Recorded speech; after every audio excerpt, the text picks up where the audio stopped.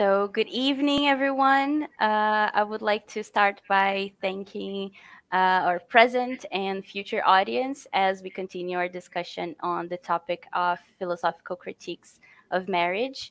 I have the pleasure of introducing our guest speaker today, Professor Mary Ruti, who has so generously accepted to talk to us about her recent work on the cruel optimism of marriage.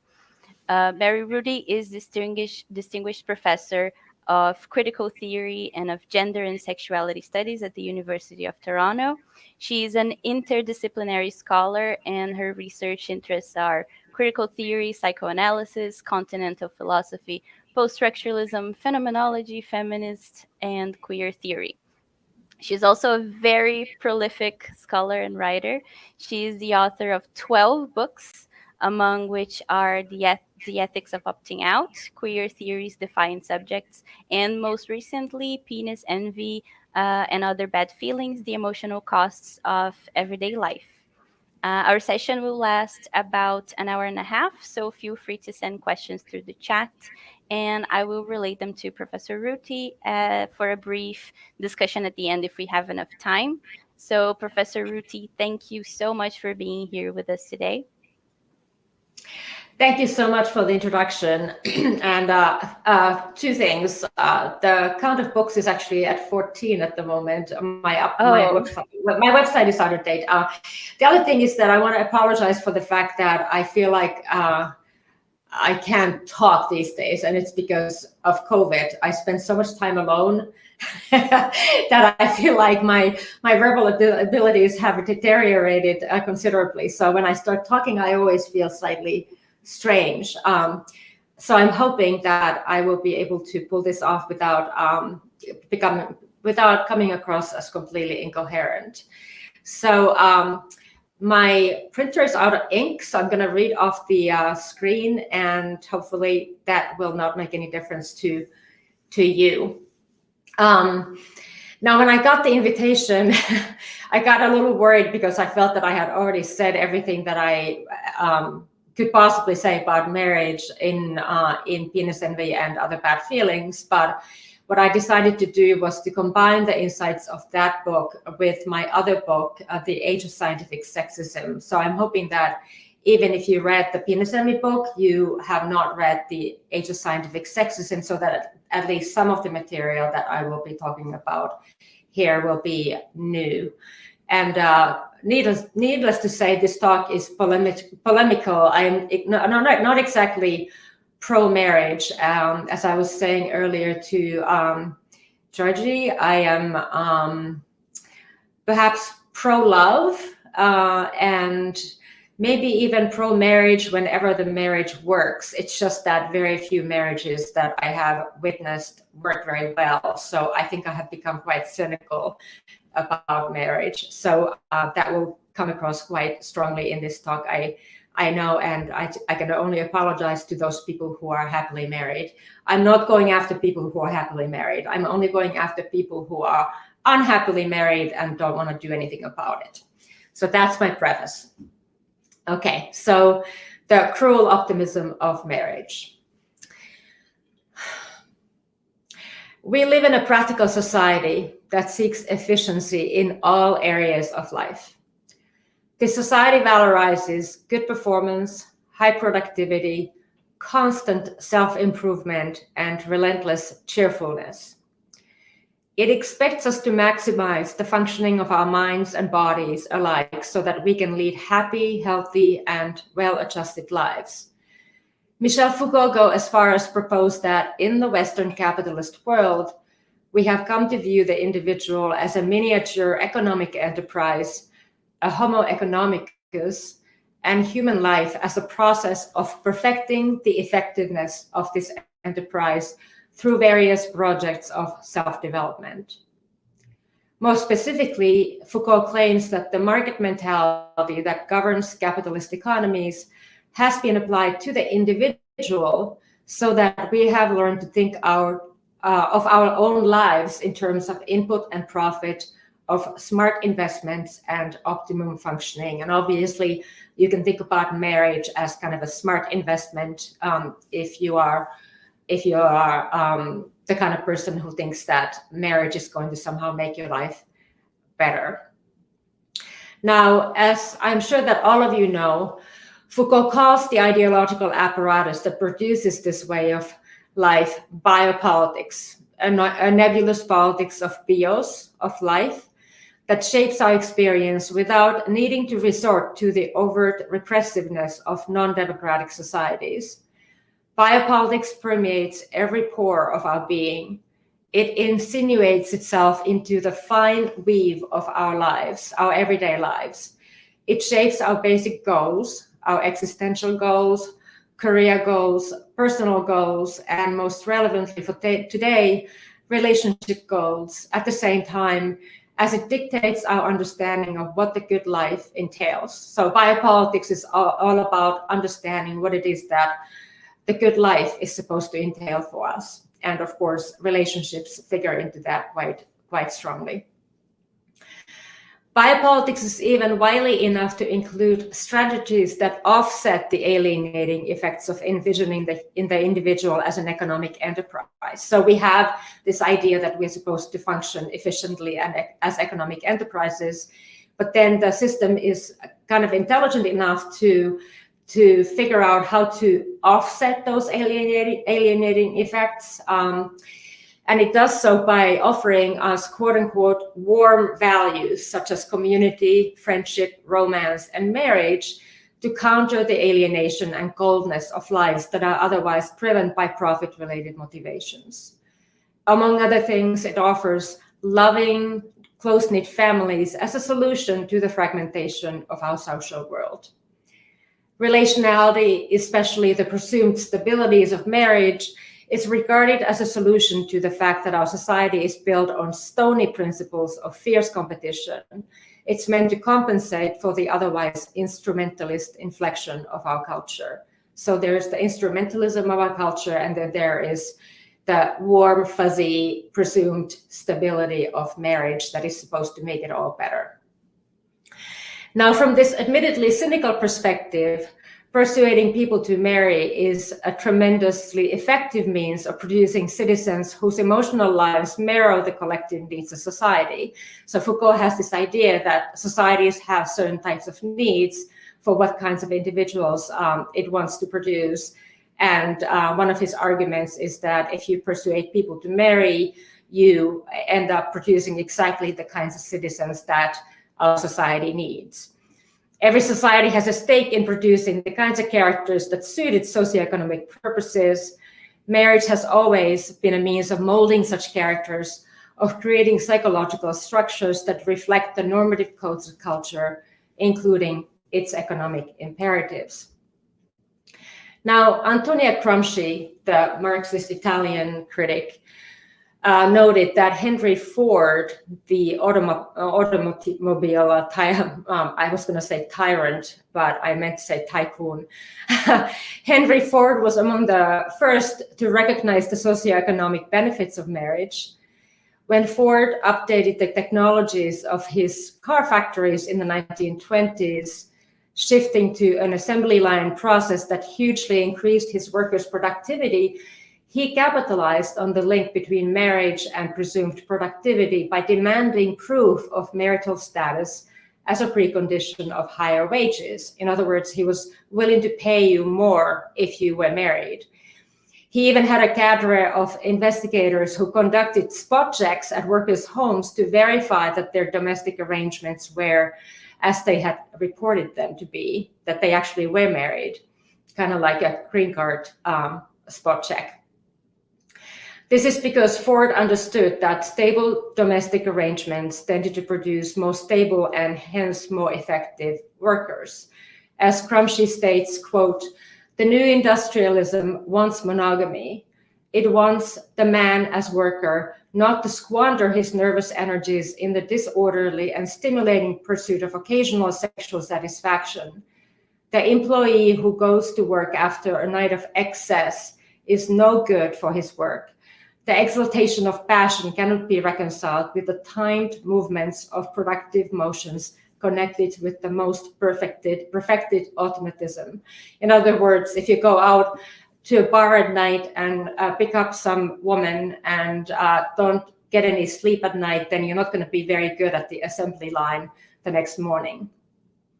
In this sense, the precision of industrial labor benefited from the ideology of family values. This was Gramsci's argument.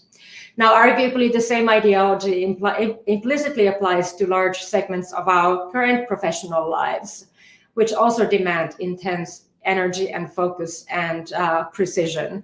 Even as a professor, if you go to a bar and pick up a guy and don't get any sleep and then go and try to lecture the next morning, you're not going to be very good at it. So arguably, the same logic applies to contemporary lives, and not only to factory workers, but also to professionals such as most of us. Now, more generally speaking, biopolitics consists of subtle mechanisms that allow us to believe that we are free to choose how we live, when in fact our choices have been largely predetermined by the political and economic needs of our society.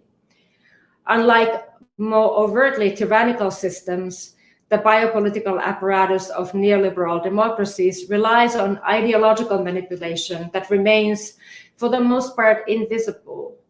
The brilliance of such clandestine manipulation is that it causes us to want to behave in ways that serve the system's needs. It causes us to want to get married and to be good citizens and to show up at work on time and be efficient and do our jobs as well as we possibly can and all of that. It grants enough benefits, such as an increased ease of everyday life, to induce us to embrace its ideals without hesitation. As I noted from the get-go, foremost among such ideas are good performance, high productivity, constant self-improvement, and relentless cheerfulness, also known as positive thinking. Now, related to all of these is the ideal of being happily coupled up in a stable marriage.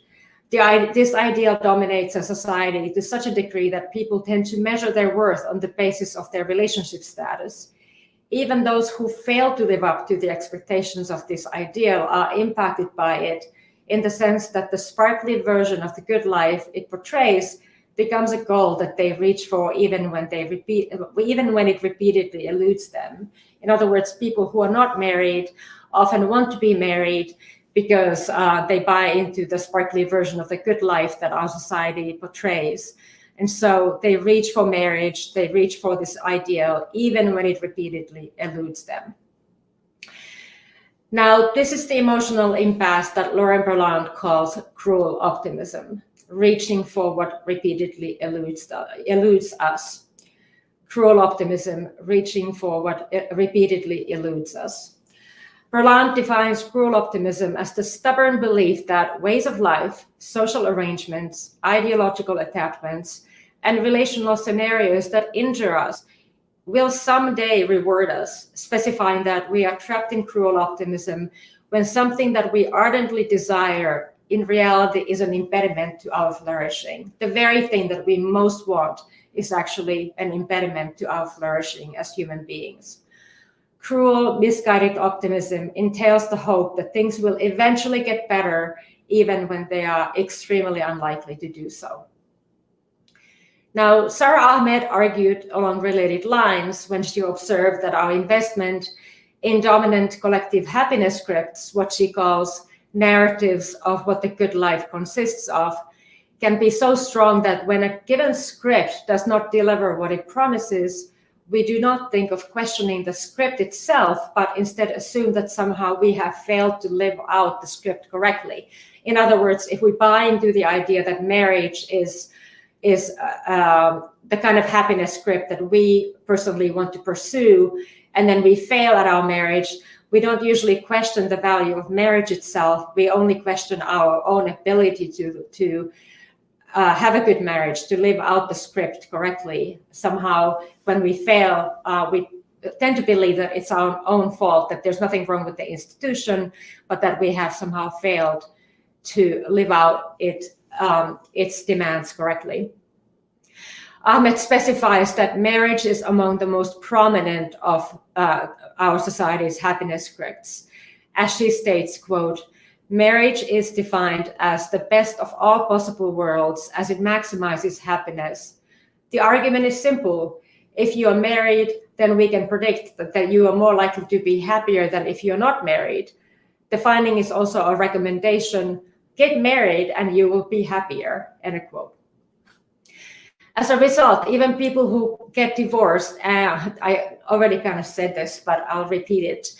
Even people who get divorced are frequently eager to re-enter the institution, assuming that this time, cruelly optimistically, assuming that this time they can make the institution work. In other words, most people don't question the presumed connection between marriage and happiness, but merely their capacity to play out the marriage plot in the right way. This may be cruel optimism at its purest. Your ex made you despondent and miserable, but surely your new wife will make you, quote unquote, the luckiest man in the world, as your best man declares you to be, conveniently forgetting that he declared the same thing at your first wedding a decade ago. Now, marriage as a social ideal gives us a very specific image of what our future should look like. In many ways, teaching us how we are supposed to experience pleasure, how we are supposed to desire. Ahmed notes that in every society, the promise of happiness clings to particular goals that are deemed necessary for the attainment of the good life, so that those who are perceived as failing short of such goals are also perceived as falling short of happiness. So if you don't reach the goal, you also don't reach happiness. In our society, heterosexual marriage, with its expectation of lifelong monogamy, gender-differentiated tasks, at least to some extent, and reproductive aims, is foremost among such privileged goals, which is precisely why it can be so hard to choose a different kind of life. It can be hard to avoid the sense that if one opts out of marriage, one opts out of happiness. One evocative example that Ahmed provides of the reverence with which we tend to approach marriage, including the gendered norms of weddings, is the fact that it is socially unacceptable for the bride at her wedding to be even a little unhappy or tentative. Now, the groom is allowed to get cold feet, but the bride is supposed to smile without hesitation. For her wedding day is supposed to be, by definition, the happiest day of her life. And a bride who does not experience her wedding day as such is more or less incomprehensible in our social context. Ahmed remarks that, quote, if the bride is not happy on the wedding day and even feels depressed and upset, she's experiencing an inappropriate affect, end quote. To correct her mistake, to quote unquote, save the day, the bride must be able to force herself to feel happy, or at least convincingly pretend to be happy, so that everyone can say at the end of the wedding with conviction that, quote unquote, the bride looked extremely happy. The idea that marriage will lead to the good life is therefore among the most powerful happiness scripts of mainstream society. It is presented as an institution that heals our wounds, especially the wounds of our prior romantic relationships, making up for all the bad relationship choices that we might have made in the past. Finding our one and only is supposed to redeem the agonies of earlier romantic dead ends and failed alliances. This is why, as Michael Cobb humorously observes, our cultural imagination envisions singleness, quote, as a conundrum to be solved by coupling up and as soon as possible, end quote. Our society, in short, makes it very difficult to fathom what it might be like to lead a rewarding single life. Ultimately, as Cobb adds, quote, no one is really supposed to be single. There are no real single people out there. They are all just waiting for the chance to find that special someone sometime soon, end quote. That is, our culture is so strongly oriented toward enduring intimate relationships that being single is always seen as a transitory state, something to be overcome rather than something to be enjoyed for its own unique rewards. A single person is in some ways always read as someone who has somehow, perhaps by some fault of their own or due to some past personal trauma, missed the opportunity to become coupled. Now, to be sure, it's acceptable, even desirable, to date extensively before one settles down. still, there is little doubt that we are trained to view singleness as an obstacle to be surmounted, as a kind of antechamber of real life. Real life begins when you get married. When you're single, you're just living in the antechamber.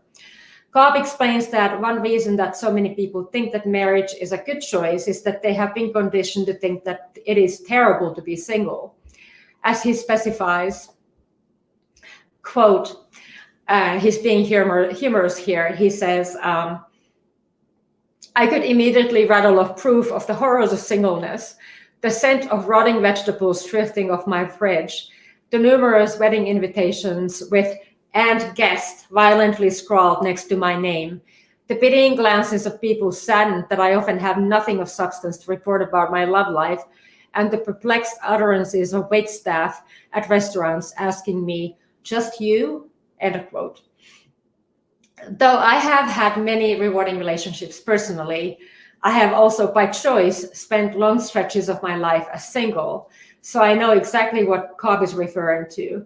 Everything from, first of all, everything from groceries to hotel rooms costs more. You pay the same price, even though you are alone, as you pay when you are in a couple.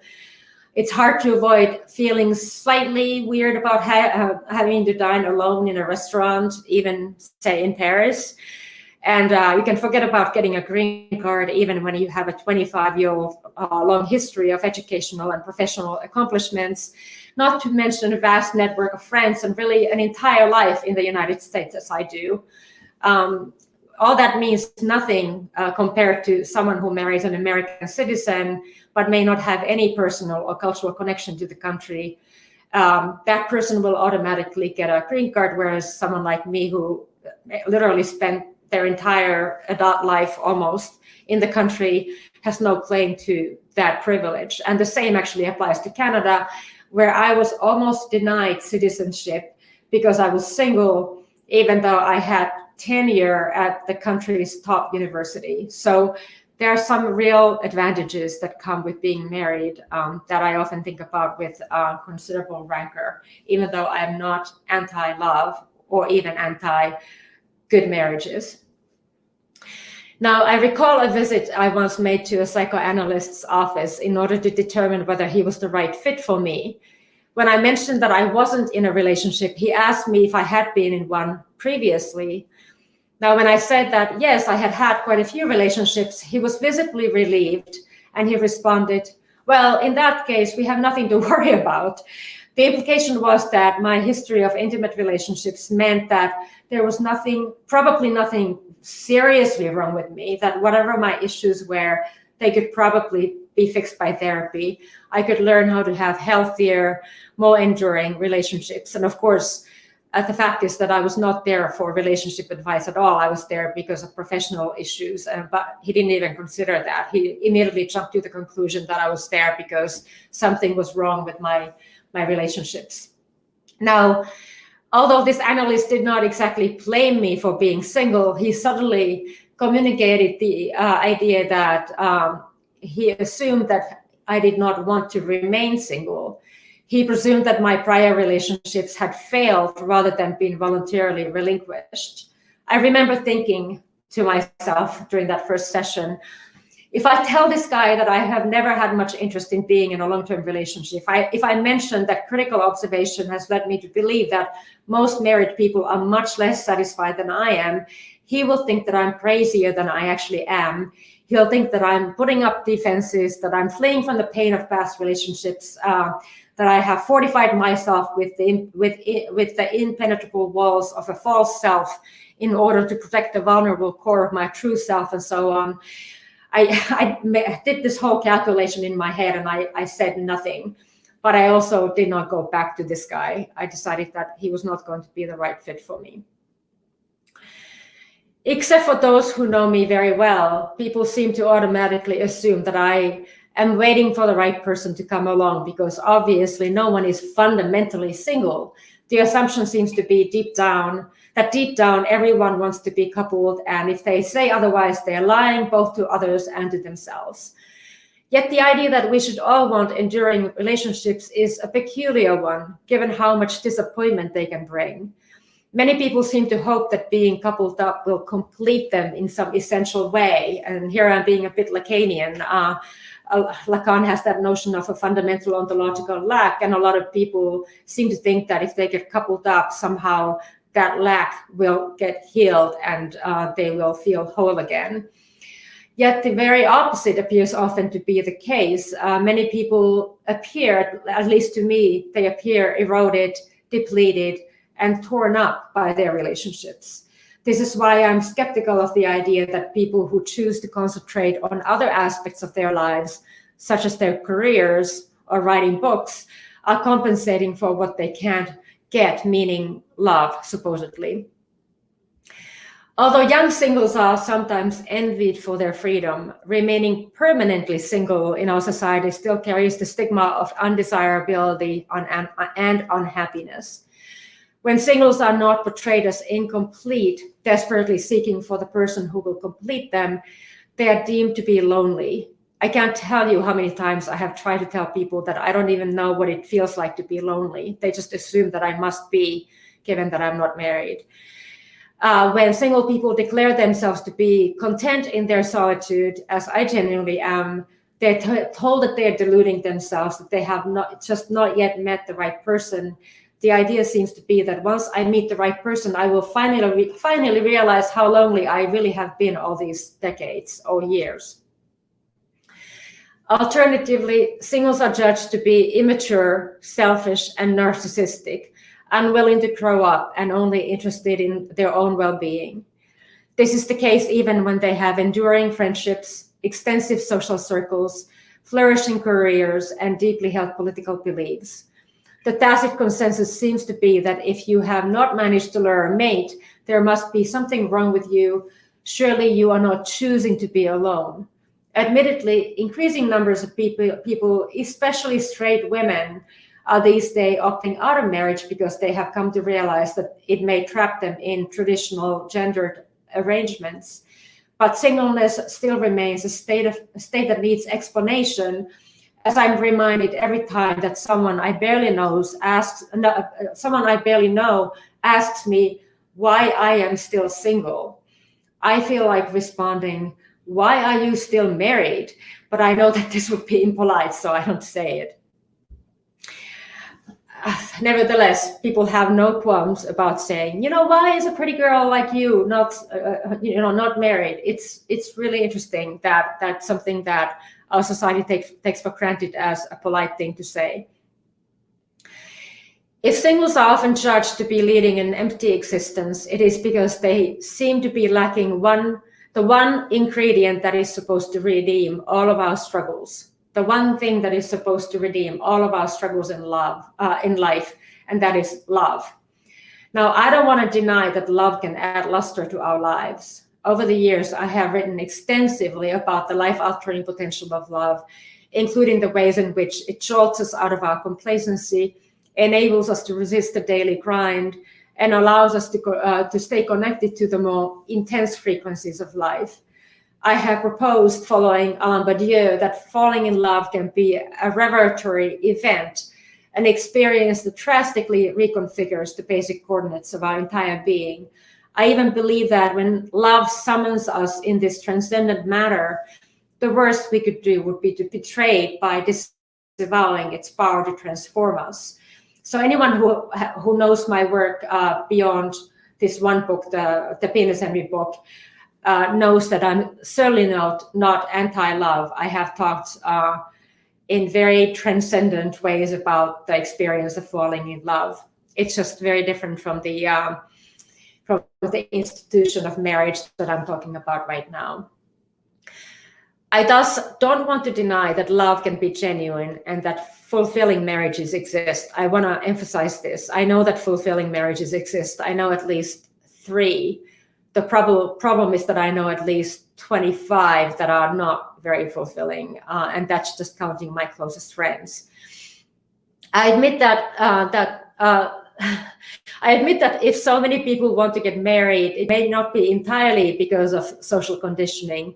It may be that there is actually something authentically satisfying about the institution. I also do not want to imply that building enduring intimate alliances is always misguided. I even agree with Todd McGowan in the context of consumer culture that encourages us to glide from one object to the next, that encourages us to glide from one object of desire to the next as quickly as possible. Sticking to one partner can be a spirited choice. McGowan basically argues that we live in a society where we are constantly told that whatever is new and sparkly is what we should be reaching for. So you glide from one object of desire to the next. And he's saying that in that particular context, sticking to your one partner, being monogamous, is actually a spirited choice. He even calls it a revolutionary choice. Even though most post-Foucauldian social critics associate monogamy with conservative social arrangements, one could argue, as McGowan does, that monogamy can be a countercultural practice in the sense that it refuses the logic of accumulation that encourages us to privilege quantity over quality.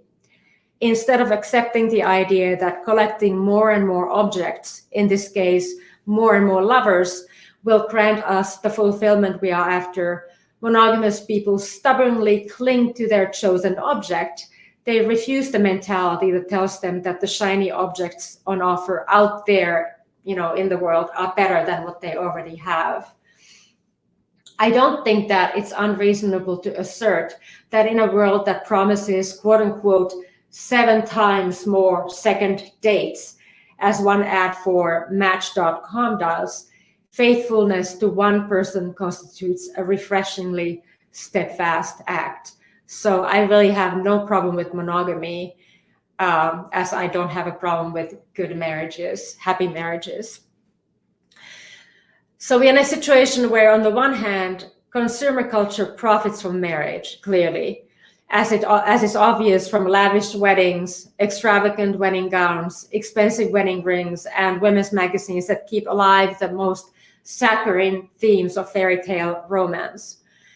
But on the other hand, consumer culture undoubtedly also profits from the kind of mobile desire that can repeatedly be redirected toward the new. This is why it markets not just marriage, but also romance, including the serial monogamy that is supposed to precede marriage, for romance almost automatically mobilizes desire. This may be one reason that our culture encourages dating a good sampling of partners before you settle down with the one. You're supposed to test drive the goods before you make your final purchase in order to make sure that you have made the right choice. On a recent visit to an elite New England college, a male student told me that generally speaking, male students at the college routinely they have this ranking system.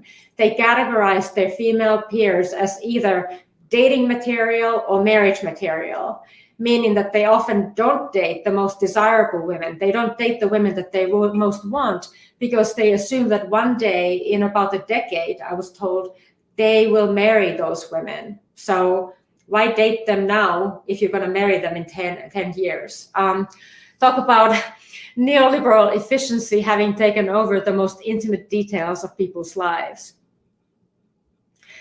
Although sexual liberation has certainly been a progressive development, and although I would never want to return to the sexual mores of yesteryear, particularly the restrictions on female sexuality that characterize those mores, it is important to acknowledge that sexuality has been so thoroughly co-opted by consumer culture, which promotes revealing clothing, glittering jewelry, sexy scents, lazy undergarments, pleasure-enhancing gadgets, and of course pornography, that it can hardly be considered a straightforward victory for those critical of the reach of biopolitics and consumer capitalism. There's something about sexual liberation that has been co-opted so thoroughly that it can hardly be considered the victory that it once was. As McGowan boldly puts it, very boldly, he says, quote, rather than harming capitalism, sexual liberation helped to save it, end quote. Now, McGowan is definitely a progressive feminist critic. He's by no means advocating curtailing female sexuality. He's merely commenting on the reach of capitalism into our intimate lives. There's no avoiding the fact that some people consume sexual partners in the same way as I consume Mars bars. And the problem is not morally objectionable. I mean, I don't care morally or ethically speaking about, what people do with their sexuality. I don't feel guilty about my Mars bars. Rather, the problem is that there seems to be no way to escape the commodification of intimacy. Whichever we choose to organize our relationships, whether we get married or whether we engage in serial monogamy or polyamory or whatever we want to do, consumer culture finds ways to turn our particular way of doing things into profit. This being the case, it's pointless to argue that getting married is somehow intrinsically more regressive than staying single. I don't want to make the argument that staying single is somehow more revolutionary than getting married. This is why the word cruel is in quotation marks in the title of my talk. I admit that there may be marriages that in fact fall into the category of genuine optimism rather than its evil, cruel twin. So again, I'm not questioning good marriages. I'm merely questioning the notion that even a bad marriage is better than no marriage.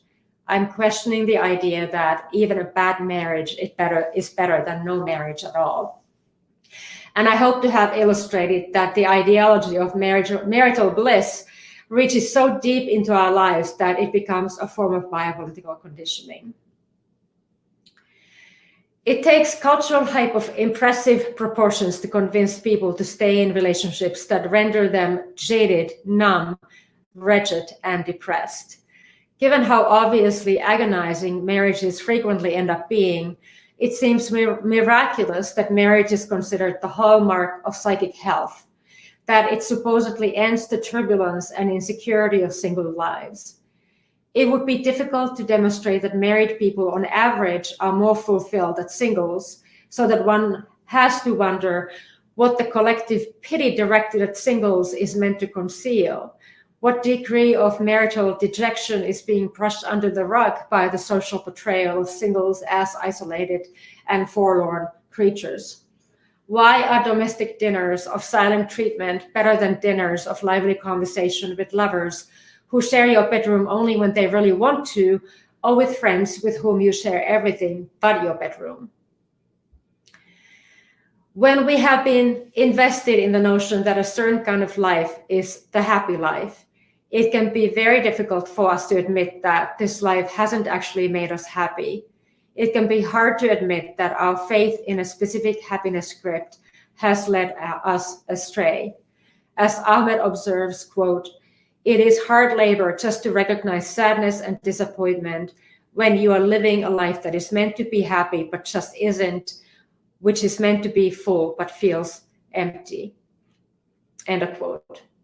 Indeed, we are often kept from acknowledging our unhappiness by our hope that if we just keep at it, if we just try hard enough, the script that we have invested so strongly in will eventually deliver us to the threshold of happiness. As I have noted, this is exactly Berlan's definition of cruel optimism. We keep hoping that one day our life choices will give us the desired result, even when it is highly unlikely that they ever will. Equally problematically, our faith in specific happiness scripts causes us to ignore alternative ways of organizing our lives. If we are very invested in a specific happiness script, we overlook other ways of living a rewarding life. In Ahmed's words, happiness scripts, quote, block other possible worlds. Possibles are lost before they can be lived, experienced, or imagined, end quote. That is, a huge array of alternative existential or life paths are lost to us before they even become possible, before we even get a chance to imagine what it would be like to pursue them. And sadly, we are often not even in the least bit aware of the fact that we are giving things up, that we might have these other options that might actually be more rewarding. Ahmed, in fact, specifies that it is not only social prohibitions such as don't do that lead to such personal sacrifices, but equally importantly, the affirmations we receive, such as yes, that's good, please do that. Those kinds of things that direct us to certain existential orientations. As a matter of fact, the latter, the yes words, are much more difficult to resist because it's harder to see them as tools of social conditioning. With prohibitions, we are usually to some degree aware of the fact that our desire is being disciplined, it's being molded in certain ways. We are told to desire in specific ways. But with affirmations, with the yes words, with, yes, do that, it's much harder to see the machinery of disciplining at work. It's harder to understand that we are getting an education in how to desire. One of the most perplexing phenomena associated with the idealization of marriage is that many people are willing to work extremely hard to salvage marriages that are not necessarily worth salvaging. This is something that I've thought so much about, how people work so hard to salvage marriages that are definitely not worth salvaging, at least from my perspective.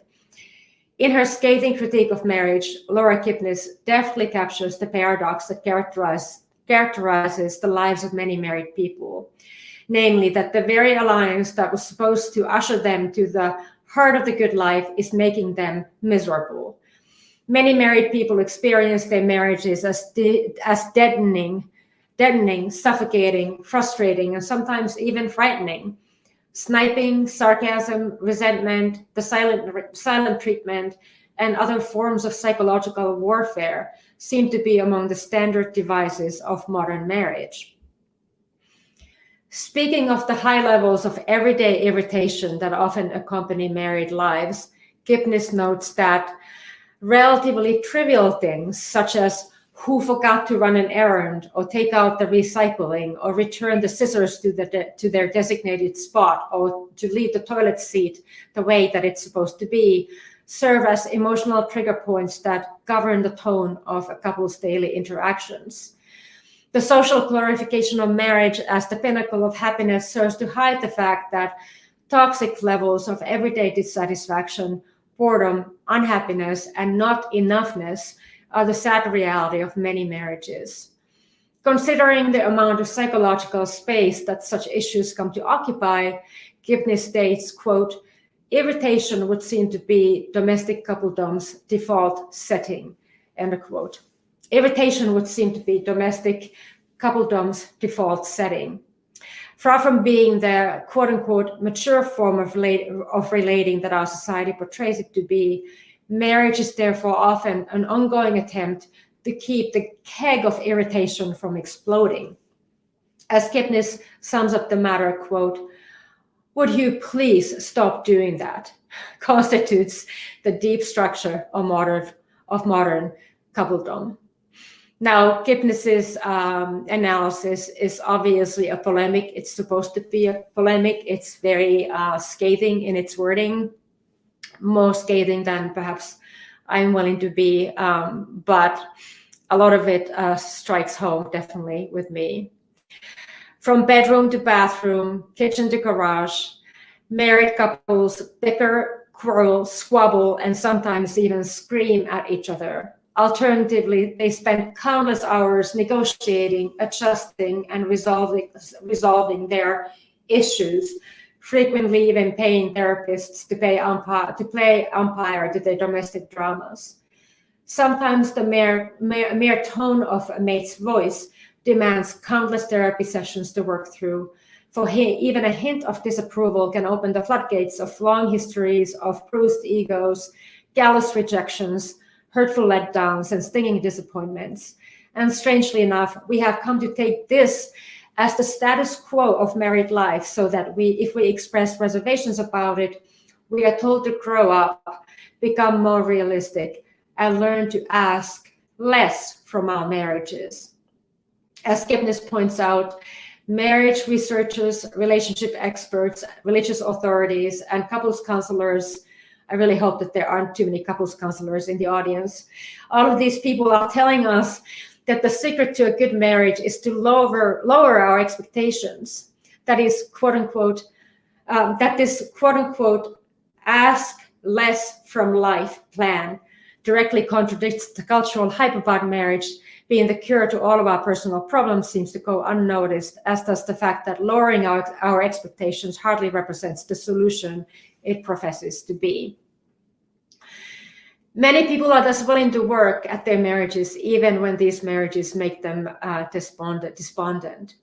Those who dare to complain about the state of their marriages are often met with a wall of rhetoric along the lines of, oh, everyone has problems. No one said that it would be easy. It could be worse, or marriage takes hard work. This last notion that marriage takes hard work has become so widely accepted that it is these days almost impossible to talk about marriage without immediately conjuring up the language of mines, factories, sweatshops, and chain gangs. As Kipnis quips, quote, yes, we all know that good marriages take work. We have been well tutored in the catechism of labor-intensive intimacy. Work, work, work. Given all the heavy lifting required, what's the difference between work and after work again? Work, home, office, bedroom. Are you ever not on the clock? Good relationships may take work, but unfortunately, when it comes to love, trying is always trying too hard. Work doesn't work, end quote. So work doesn't work, yet many people are prepared to work at their marriages to an almost absurd degree. They work at intimacy, at getting along, at not getting at each other's nerves, at doing what they're supposed to do, at not doing what they're not supposed to do, and so on. As Kipnis observes, one of the incredible feats of our social order is to make, quote unquote, working for love sound admirable as something that we should all want to do. And even though we may have moments of yearning for something different, we often don't act on these yearnings because we have already invested so much of ourselves in our marriage that we can't bear the thought of losing it all. So we work even harder. We even work at sex, as Kipnis poignantly asks, quote, when did sex get to be so boring? When did it turn into this thing you're supposed to work at, end of quote. A good question, and one that many married couples seem afraid to ask because they know that doing so might rock the foundations of their well-organized lives. It seems to me that if you have to work at sex, let alone love, something has already gone terribly wrong. Yet many people take it for granted that grown-up love is going to be a labor-intensive enterprise. And perhaps most strangely of all, they elevate this type of love, a love that feels like an endless boot camp, over less permanent but more uplifting affairs. They're trained to equate love with longevity to such an extent that they tend to think that a relationship that lasts is a success regardless of how wretched it makes them. Conversely, they think that a relationship that does not last is a failure regardless of how joyful, how alive, how vitalized, and how transformed it might have made them feel. This is something that I've thought about a lot personally because I've had a lot of sort of medium range relationships that have made me feel so alive and vitalized and transformed. I would never want to give them up. And I'm happy that I've had a series of these rather than one long, boring marriage. And I'm not saying that all marriages are boring, but again, judging from looking around, a lot of them end up being so. So my question is, why do we valorize the longevity of marriage over these kind of exhilarating short-term or shorter-term arrangements that can be really good without necessarily being, just two weeks long? They can last for a few years and be amazing. The association of love with long-term stability is so ingrained in our minds that few people dare to seriously entertain alternatives. Working for love is a waste of emotional resources. I believe that working for love is a waste of emotional resources that could be better spent elsewhere. They are an instance of cruel optimism and therefore an impediment to flourishing. Recall that Roland defines cruel optimism as the obstinate conviction that social ideals, belief systems, ways of lives, and relational arrangements that hurt us will one day make us happy. This is why many modern marriages seem to replicate the logic of the American dream, the idea that hard work will be rewarded and all obstacles can be overcome by relentless exertion. If you just try hard enough, it will all work out for the best. In other words, cruel optimism turns some married people into emotional workaholics who believe that they can make their marriages work through unfailing willpower and relentless exertion. One of the main paradoxes of modern intimacy is that, on the one hand, we are told that love conquers all obstacles, but that on the other, we are taught that intimate relationships take an immense amount of tending. That is, once you have reached the altar, you would better work diligently to make sure that your marriage endures, because if it doesn't, you will have squandered your precious resources. You will have wasted all the time and effort that you put into getting married in the first place. It might serve as well to take seriously the possibility that there might be better ways than marriage to arrange our love lives.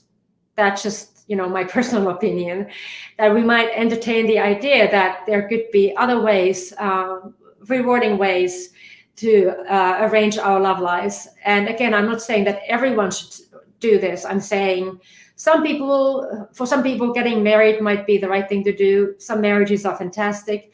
But for other people, I'm wondering if there might be other ways that could be better for them in the long run. Who is to say, for instance, that a lifelong marriage that offers security but no passion is better than a dozen ardent affairs that don't endure? Is it really the case that the endless repetition of arguments, the gnawing sense of being disrespected, the monotony of overfamiliarity, the tedium of routines, and the aggravation of daily torments is invariably worth the trouble? Are the rewards of marriage really worth the emotional deep freeze that seems to hover over so many marriages?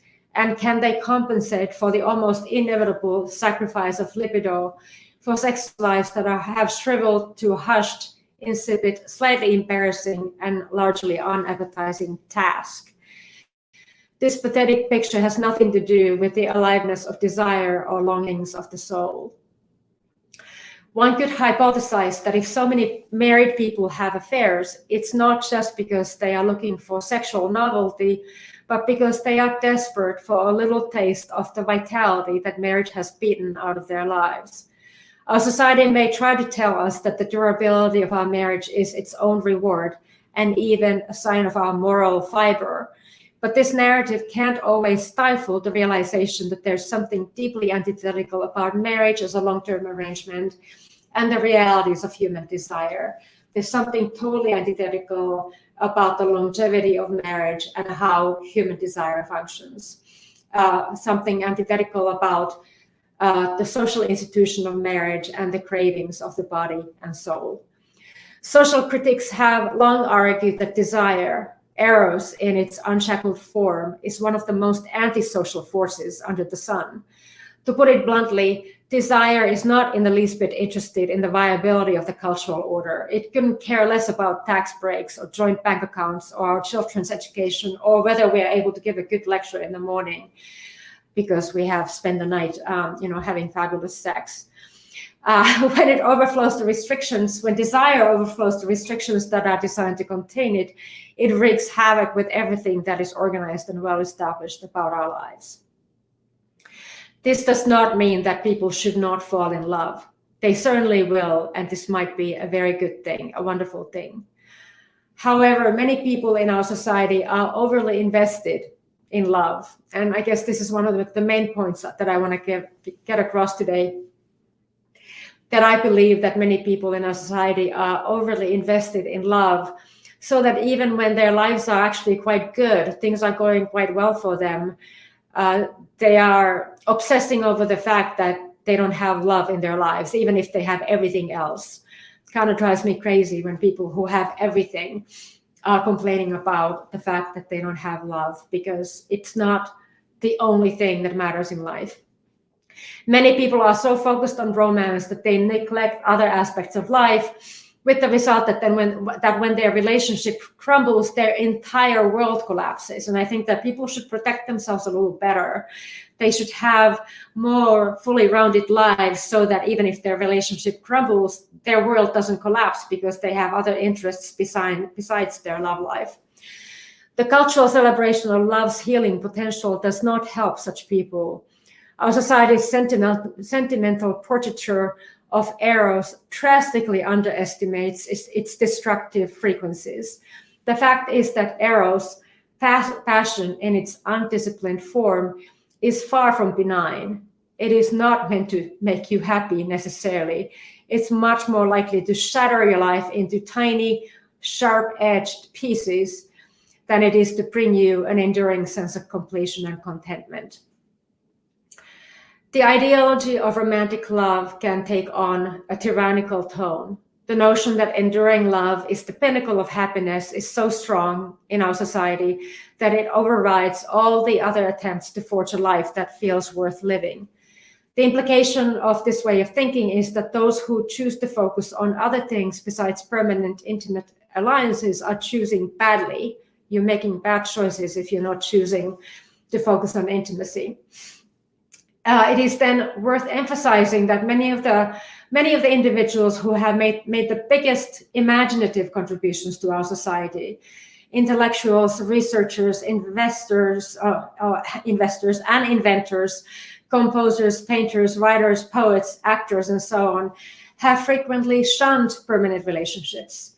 This does not mean that they haven't had love in their lives, but merely that this love hasn't taken enduring, that is, socially recognized forms.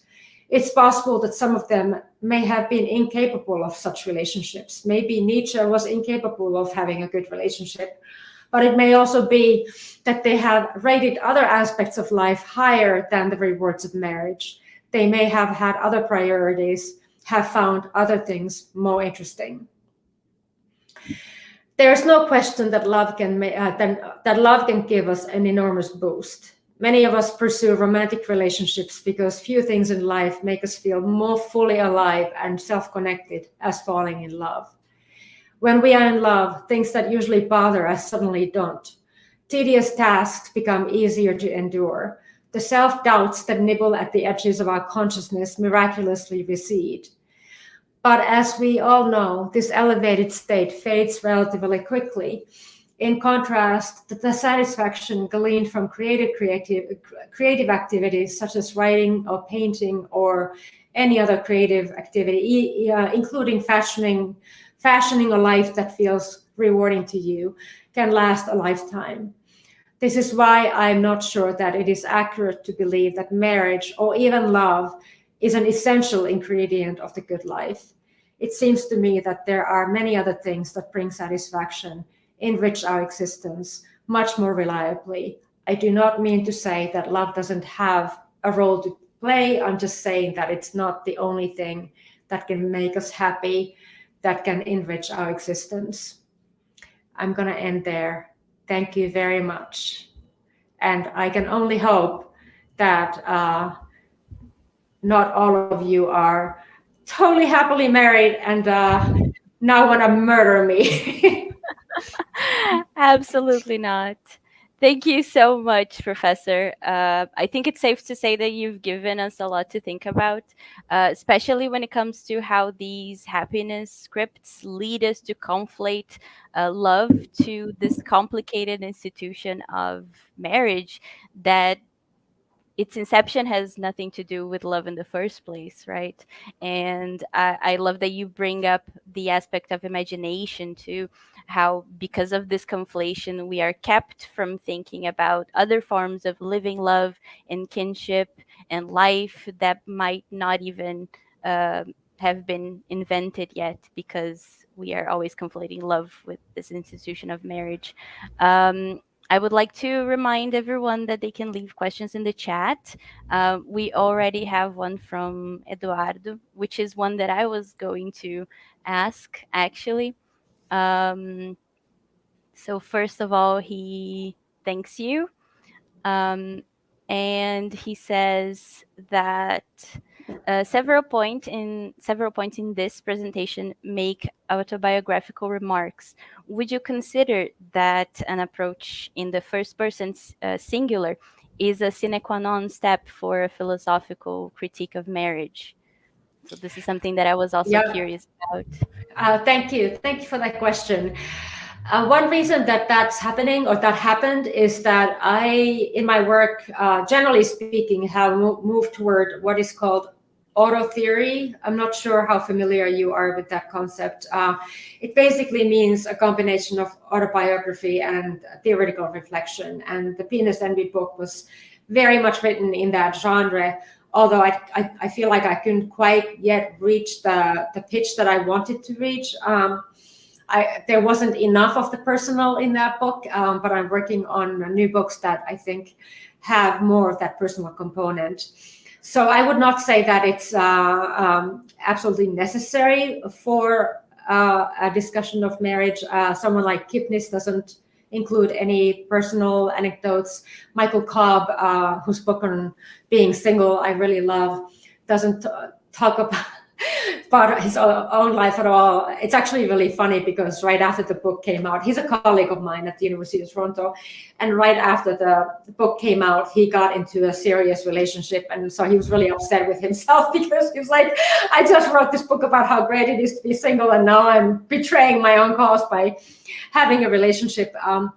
But yeah, he doesn't talk about his personal life, and there's a more mainstream critic, Bella De Paolo, who has written several books on singleness and how single people are discriminated against in our society in various ways. And she doesn't really go into the personal either. So that was my choice. That was my personal choice to become personal, and that had to do with the fact that I wanted that whole book to have a more personal tone to it, and that I am moving in that direction in my writing. I feel like I've reached the point in my career where maybe that's the right inflection to take. I've written enough books in an impersonal voice to feel like this is the right time. And there are many recent models for auto theory that I really respect, like Maggie Nelson's The Argonauts, or Claudia Rankine's Citizen, or Ta-Nehisi Coates' letter to his son about being a Black man, Tender Points by Amy Berkowitz, which is about fibromyalgia. And I'm just now reading a new book by Rick Boothby, who's in my field in Lacanian theory, but it's a totally personal account. And I think I'm allowed to say this. Actually, I'm not gonna, because it's only in, it's not published yet. I have a copy, like a pre-published copy, because I'm supposed to write a blurb for it, which I will. So I can't actually talk about it specifically, but it's incredibly personal and heartbreaking and so engaging. And I'm finding that sometimes the best way, the most engaging way to get across sometimes even pretty complicated theoretical points is to make it personal. And I've long felt, long before I started writing in a more personal voice, I have always thought that most theory is autobiographical on some level. We just don't know it always. Right now I'm teaching Nietzsche, which is one reason his name came up toward the end. And everything I read by Nietzsche always feels totally autobiographical, even when it's not, Ecce Homo, when it's just the gay science or the genealogy of morals or what have you. I feel the personal behind it. And just to conclude this long rant of mine, for the longest time, I have been getting comments from readers, random readers whom I do not know at all, often mainstream readers, non-academic readers, sometimes therapists, but often just like random people who picked up my books. And well before I wrote anything personally, they almost invariably said two things. First, that my writing was clear, and second, that they could feel the person behind the writing. And I always felt that was the highest compliment, the biggest compliment that I could receive from a reader, that they could feel my presence as the author behind the text, even though I was not speaking about myself in those earlier books. And so I decided that I would make the leap and actually try this other genre that is now kind of a la mode anyway. I'm not the only one going there. So thank you. There's actually a second part of that question. He asks if that's the case. Philosophers who have never married would probably miss the mark, wouldn't they? So, what do you think about that? Can unmarried philosophers talk about marriage? Oh well, well that would be me. That Yeah. would be yeah, yeah. But that's a very good question. I have never been married, and that's definitely by choice. And the only reason I feel I can talk about it is, well, first of all, because I've read other people's books about marriage, but also because most of my friends are married, and I observe their lives, and I know that in my presence, they're putting their best foot forward, so to speak. I mean, when I'm visiting, for instance, they're not going to show the problems in their marriage, yet I can still see the tears in the fabric of the marriage. And so I feel like it's almost like anthropological work that has kind of just happened over the decades. But it is a fair question, like, what do I know about marriage? That said, I know about long-term relationships, which in my mind can be more or less equivalent to marriage. I mean, whether you have the marriage certificate or not, in certain situations seems pretty insignificant when it comes to long-term relationships. And I have always been the kind of person who ends the relationship before it goes sour. Whereas I have watched a lot of people do the opposite, and I think that's probably where I'm coming from. And so it's just a personal. It's coming from a personal place, definitely. But a very fair question. Mm-hmm. But it's also like, okay, can a male philosopher talk about topics that have to do with women, for instance? I absolutely believe that they can. Or can a Black person talk about things that have to do with white people? I believe that they can. Sometimes you have to be careful when you're crossing lines like that, but I don't think that there's anything intrinsically impossible about a man talking about women, or a male writer writing a novel, say, novel fiction from a female perspective. So yeah, I guess I'm not an essentialist identitarian thinker in those terms. Mm-hmm. Thank you. There's another question by Anna. She asks, what is your take on open marriages? From your talk, it seems to be an alternative based on a misguided comprehension on idealistic marriage. Based on a misguided comprehension of idealistic marriage. So are you saying that open marriages still rely on the idea of marriage, but they're just trying to improve on the institution? Is that the subtext of the question? I think that's it. Yes. Yeah. Like it would be a reform on an institution that doesn't work. Yeah. And Anna can correct me if I'm wrong. Yeah. So it's a very good question. As I was trying to emphasize it at various moments in the talk, I don't want to judge people for their relationship choices, generally speaking. I think that people should do whatever works for them. My critique is really aimed at people who stay in a situation that is obviously not working, that is making them miserable. And I'm critical of the idea that you have to try to work at making things better when all that work is actually not going to make it better. So I guess I would say that if an open marriage is going to work for you, then I don't see an issue with it in the same way as I don't see an issue with a good marriage that is working. At the same time, I also know that many open marriages or even open relationships don't work. They cause all kinds of heartache and difficulties that people don't foresee when they end up in these marriages. So they can become very complicated. That said, I have to say that I have a lot of material. One of the many books that I'm working on is on 2 generations of gay men in San Francisco, and it's interview material that I myself did not procure. a grad student of mine at Harvard, did the interviews, and then I am basically, well, we are co-authoring the book on the basis of the material that he collected, because I'm not an anthropologist or sociologist. I did start in sociology, so I have some training in the area, but not enough to consider myself expert enough to be doing interviews. But my student was very good at doing these interviews with 2 generations of gay men in San Francisco.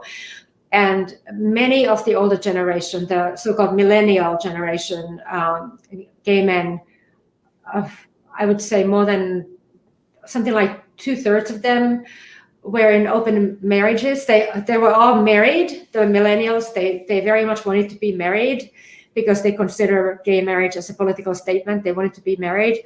At the same time, their marriages were open. And for the vast majority of them, based on their interviews, the arrangement worked beautifully, worked really, really well. Whereas when I have observed heterosexual people try to do open marriages, open relationships, it's often seemingly much more agonizing. And I'm not really sure, why that is the case. It obviously has to do with the tradition of promiscuity in gay subcultures. Gay men for a long time have had open relationships in the sense that people have been sleeping around and stuff like that, and their long-term partners don't really care about that. So again, it's contextual. I think that in some situation, in some contexts, open marriages could work really well, open relationships, but in other situations, not so much. I have friends who have stepped back, who have tried it and then decided that it was just not going to work. So again, it can go either way, and I'm not really a judge of anyone's choices, except as a kind of a cultural critic who hates seeing people miserable when they don't really have any rational reason to be miserable, when they could just get out of the marriage. And I realized, just to round this off, I realized that a lot of people stay in marriages because of their children. And of course, I get that. But De Paolo, the author I referred to earlier, makes a pretty good point about how there's this assumption that children who grow up in intact families are going to have better lives than children whose parents are married. And she makes the claim that that's actually not the case at all, that it's much better to have a single parent and have a happy single parent type of a household than to be a child in a marriage where your parents are screaming at each other all the time. And so I can see that also being the case. Yes, on the issue of marriages working and not working, I would like to add a question, expand on the question that Anna brought. You end the second chapter of your book, Penis Envy, and you mentioned that here too. That quote, working for love can be a waste of emotional resources that could be better spent elsewhere, an instance of cruel optimism and therefore an impediment to flourishing, end quote. um, how can we think about the investment of our emotional resources without falling prey yet again to neoliberal efficiency?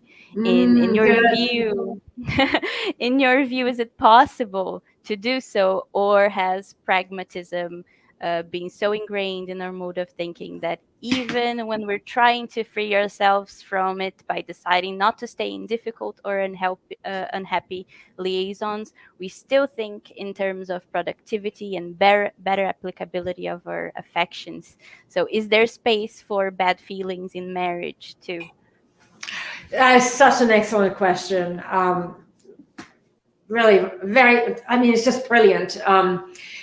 And something that I have definitely thought about in the context, again, of my own life and all the books that I have written. And, where is the line between neoliberal productivity and just passion?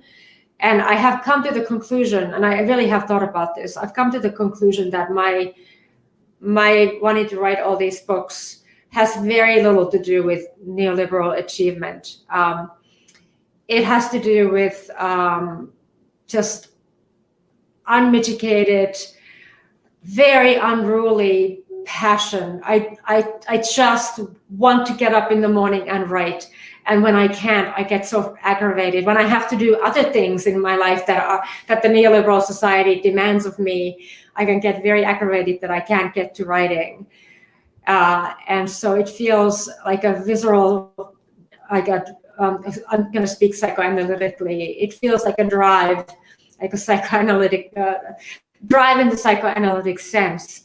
I need to be able to put words on the page, and I feel like many people who are more gifted than I am, artists, painters, fiction writers, inventors, they are often driven by the same kind of passion that I don't think can be easily co-opted by the neoliberal establishment.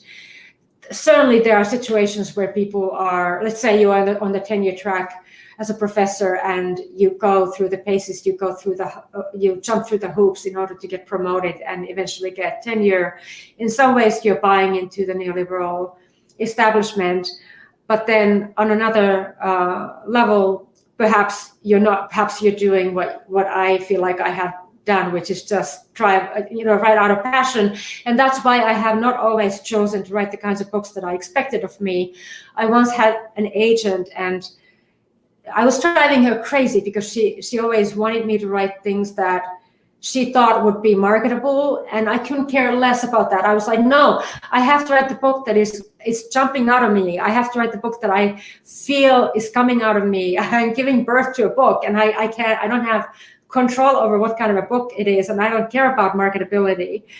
And so in that sense, I think that there can be a way to channel your energies into all kinds of endeavors in ways that don't have much to do with the neoliberal performance principle. As to, enduring bad feelings in marriage. I mean, I'm not saying that you should get a divorce the first time you have a fight, or that if you have some bad feelings in your marriage, you should immediately give up. That's not the point. The point is that many people stay married for decades when the marriage is making them miserable, and that just feels like such a waste of their energies when they could be using the energy that they are using to manage their marriages and to kind of negotiate every single point and to make sure that they are tiptoeing around their partner so that they don't set off their partner and make him or her angry or them angry. All that energy could be used in a different way. And I guess partly what I was getting at with that ending was that I feel like it's a shame that so many people have kind of put all their eggs in the same basket, in the sense that they think that marriage is the one thing, or relationships or love is the one thing that is the essential ingredient in their happiness, to the extent that they ignore all these other things that could actually make them really happy. And that just seems like a shame. It seems like a waste of resources. Right now, I'm very seriously ill. Knock on wood that I will be okay. But the illness, I think, has also made me think very seriously about what it is that I want out of life and what makes me happy and what has historically made me happy. And I've come to the realization that, yes, love has been one component of it. But at this moment, because of the way I'm ill, I can't even imagine. And I wrote the book well before I got ill, so it's not like I wrote the book because I felt like this. I wrote the book well before getting ill. But now that I think about it, in the context of being ill, in a way that basically precludes any kind of a romantic relationship, I'm just extremely happy that I have not allowed myself to be brainwashed into thinking that my happiness depends on having a partner. Because if I had been brainwashed into that mentality, I would be absolutely miserable. But I'm not, because there are other ways of making my life rewarding that have nothing to do with having a romantic partner. and I have the best friends in the world. I have so many people in my life who love me, but in a different way from, from romantic love, and that's also that is worth so much. And a lot of people tend to ignore that, especially right after a breakup. They can only focus on what they have lost rather than all the wonderful things that they actually possess and have. Thank you for that. I think that's the hardest balance to strike, right? Knowing when and where to invest our energy.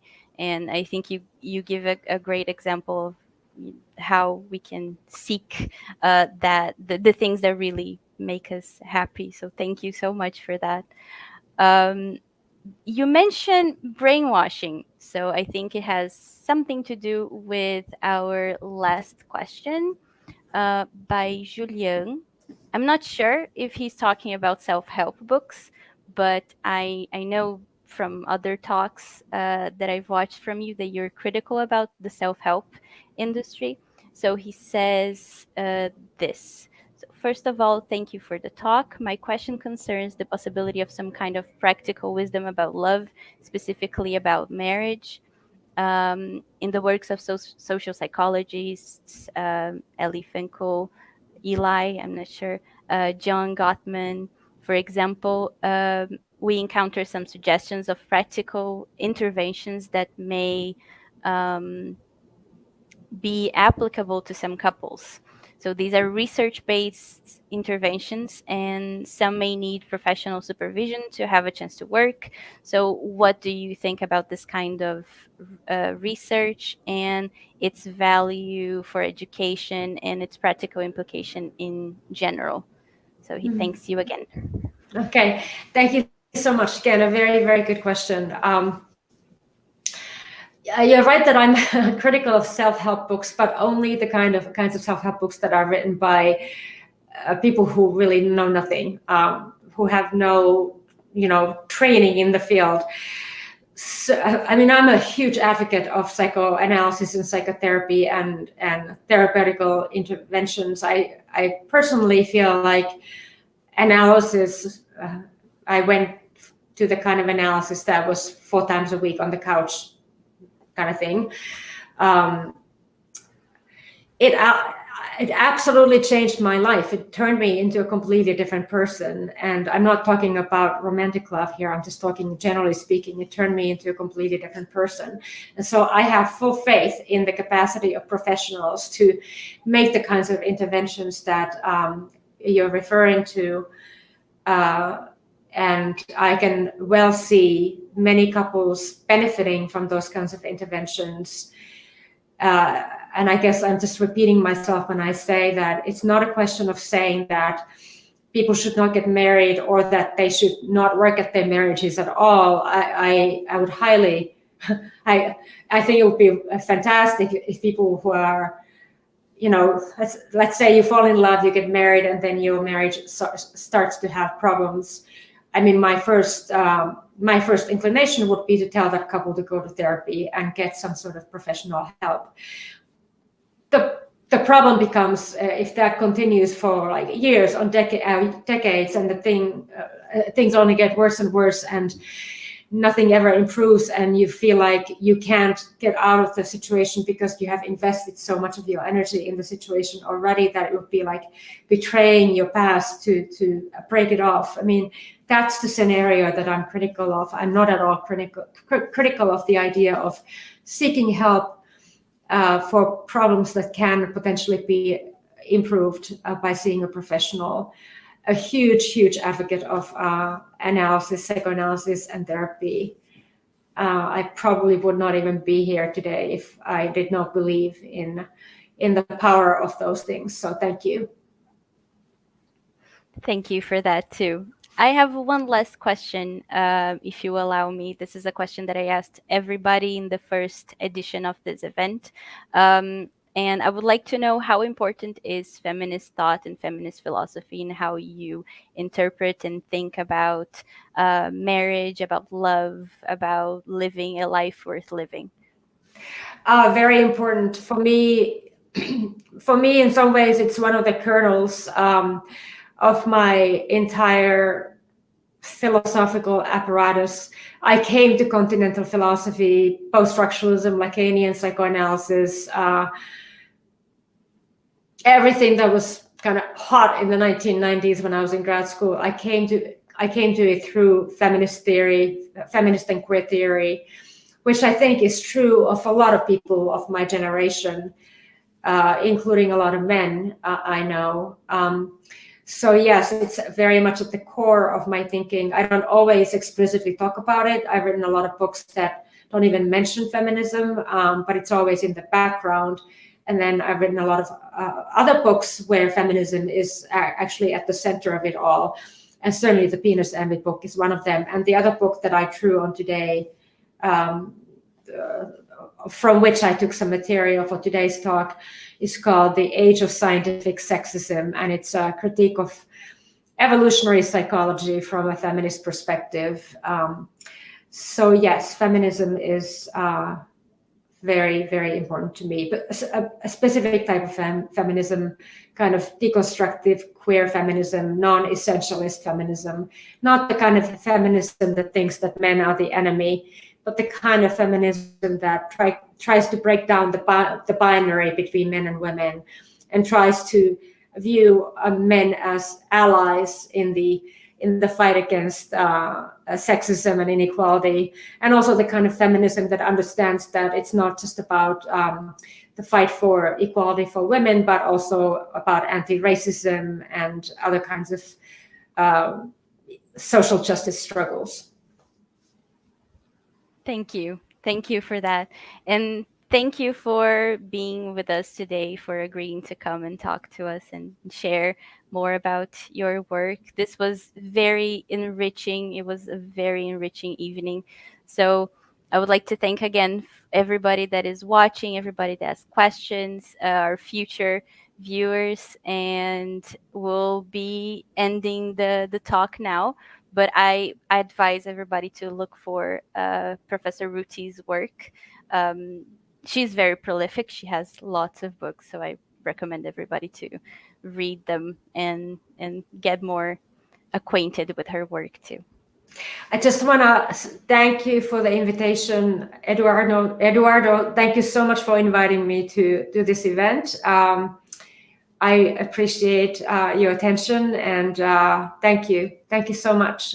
Great to talk to people in Brazil. That's amazing. I see your curtains moving, and I'm thinking, oh wow, it must be warm there because there's like a meter of snow outside my window. So Yeah, it's pretty warm in here. Yes, maybe thank you. you come soon to see I for would yourself. I would love to. I would love to. Thank you so much. Thank you. Thank you.